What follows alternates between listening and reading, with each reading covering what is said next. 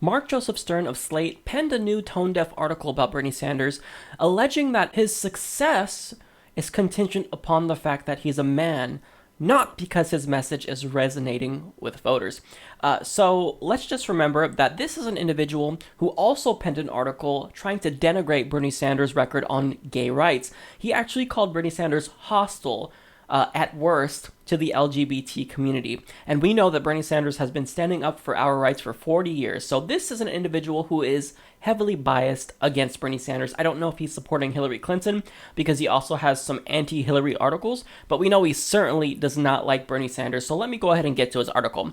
I have no doubt that some Sanders supporters legitimately favor his policies over Clinton's, and that they might vote for a woman with Sanders' ideology. You don't say. But my strong suspicion is that in any nominating race featuring a female candidate, there will always be a Bernie Sanders, a male alternative whose gender allows him to do everything his female opponent cannot. And the key question for Democratic voters post-Iowa is whether they will allow themselves to be so wooed by Sanders' gendered appeal that they abandon the woman who seemed poised to make history. How does Bernie Sanders have a gendered appeal? Like, I get that he's a man, I get that there are still these underlying biases against women, but Bernie Sanders is appealing to everyone. There's a reason why 80% of young female voters are leaning towards Bernie Sanders. Now, getting back to his article, he states, on the far left, a hypothesis emerged that Hillary was only pretending to seem affable and populist in order to obscure her deep Wall Street ties. In steps Sanders, brash, no-nonsense, straight-talking, uncompromisingly liberal, or so he liked to claim. In actuality, Sanders has a spotty record on gay rights and a terrible record on gun rights. That's absolutely false. And he's a man. Democrats flock to him as a more progressive alternative to Clinton, despite the fact that his legislative strategy hinges on a, quote, political revolution that will apparently involve Republicans instantly dematerializing upon his inauguration. He and Clinton have mostly minor policy disputes, but Sanders is heralded as a true progressive, even though his most liberal proposals are politically dead in the water. Still, Sanders' angry populist demagogue shtick goes over extraordinarily well with young liberals, especially white ones. See what he's trying to do there? He's trying to tell us that, we're young, we're dumb, and look at white people support Bernie Sanders, so that just makes him bad, unequivocally bad. If white people support you, you're a bad person. Well, I got news for you. Bernie Sanders won in every single demographic with the exception of the oldest generation and people who make over $200,000 per year. So this myth that only white people support him, it's old, and it's a myth. It's no longer the case. Sure, that was true, because he's a senator from Vermont. If you look at the polls, he's made huge strides when it comes to the Latino community, when it comes to African Americans. So you can't use this forever, so keep trying, though. Now, I love how the overarching tone is that, Bernie Sanders, he's this idealist, when Hillary Clinton, she's the real political pragmatist. See, she's going to be able to get the Republicans to work with her, not Bernie Sanders. They don't hate Hillary Clinton or anything and have been trying to discredit her with Benghazi and the email scandal for years, right?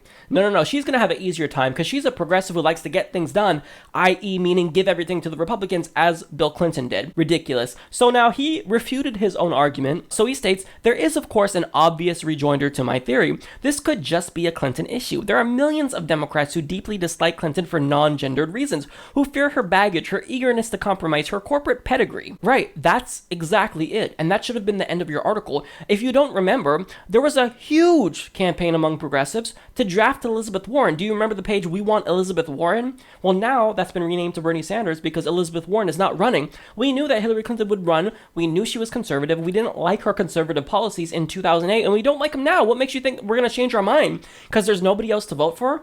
I'm sorry, but if we have the option to vote for a true progressive, we're smart to do that. We're looking out for our own self-interest. Someone who makes $225,000 per hour but still thinks a minimum wage that's $15 is too high is not someone who I support. But anyways, he continues, are women simply hesitant to put themselves through the indignities that Clinton has suffered? I don't know the answers, but the questions worry me. They suggest that no female candidate, however qualified, can ever be strong enough to fight back a challenge from a Sanders-type male rival. In other words, in any given race featuring a female candidate, there will always be a Bernie Sanders who can do what she can't do and say what she can't say. And if there will always be a Bernie Sanders, then there may never be a female president of the United States. Hillary Clinton is the only female candidate who's come this close to winning. There hasn't been any other female candidates. If they were more progressive, I guarantee they would win.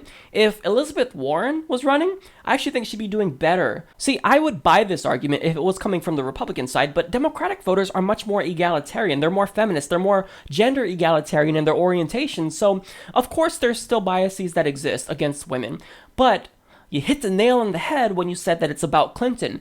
She's conservative, okay? We don't like centrist, corporatist Democrats. So regardless of how hard you want to try, you, Madeleine Albright, Gloria Steinem, Bill Clinton, it's not about gender, it's about policies. I really want a woman president. I've wanted one for a very, very long time. Trust me, I want a president of every single color and orientation and belief, but I'll never support a candidate, male or female, black or white, gay or straight, who voted for the Iraq War, who's this cozy with Wall Street, who supports fracking, who doesn't support a $15 minimum wage even though she makes $225,000 per hour. She thinks that's too high for us peasants. Sorry, I just can't support that type of a candidate. She's just too conservative. It's not about the gender. It's not about her identity. It's about the policy positions that she holds. And furthermore, the electorate has shifted. So Bernie Sanders is right where voters are. The average voter, even, not just liberal voters. I mean, he's really aligned with what liberal voters want. I mean, he's at their core. He's really preaching to what they want.